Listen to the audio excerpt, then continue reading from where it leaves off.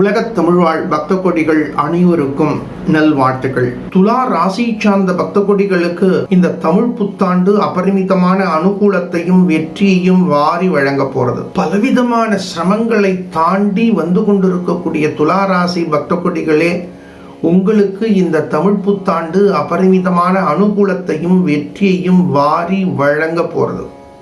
உங்களுடைய சிரமங்கள் எல்லாம் நீங்க போறது, உங்களது கஷ்டங்கள் எல்லாம் நீங்க போறது, பொருளாதார நெருக்கடிகளுக்கு நல்ல தீர்வு கிடைக்க போறது, எதிர்பாராத பொருளாதார வரவுகள் மகிழ்ச்சியை கொடுக்க போறது.